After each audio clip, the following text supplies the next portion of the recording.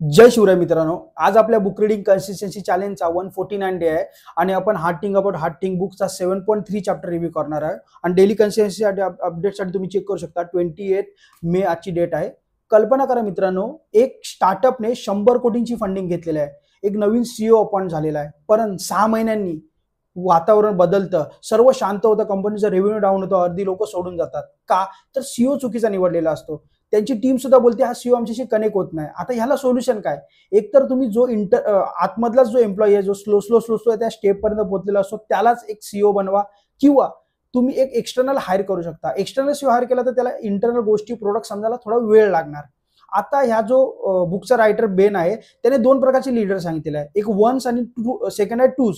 Once म्हणजे काय? जो विजनरी लीडर असतो, जो ग्रेट बोलतात ना, ग्रेट इन्स्पायर करतो लोकांना आणि निर्णय घेतो. सेकंड असतात ग्रेट एक्झिक्युटर, ज्याला लिडरशिप माहीत नसते पण तो एक्झिक्यूट त्याला माहीत असतं. आता तुम्हाला काय करायचं आहे? एकतर तुम्ही सेकंड वाल्याला जर तुम्ही ठेवलात तर डेफिनेटली त्याला निर्णय घेताच येणार नाही. त्यामुळे ह्याला सोल्युशन म्हणून तुम्ही पहिल्या माणसाला ग्रेट लीडरला तुम्ही बोलतात ना डिसिजन घेण्यासाठी तुम्ही ठेवू शकता आणि सेकंड वाल्याला तुम्ही एक्झिक्यूट करण्यासाठी ठेवू शकता. त्यामुळे हे जर दोन्ही ग्रेट लीडर तुम्ही ठेवले तर डेफिनेटली लॉंग टर्म मध्ये तुमची कंपनी खूप मोठी होईल. माझ्या डेली कन्सिस्टन्सी अपडेटसाठी तुम्ही मला फॉलो करू शकता आणि तुम्ही सुद्धा एखादी चॅलेंज घ्या. 30 डे, 60 डे, 90 डेची कोणती एक चॅलेंज ज्याच्यामध्ये तुम्ही बुक रिडिंग करू शकता, जिम चॅलेंज घेऊ शकता आणि लॉंग टर्म मध्ये तुम्ही नक्की सक्सेसफुल व्हाल जर तुम्हाला त्या गोष्टींची हॅबिट लागली तर 30 किंवा 60 दिवसांनी.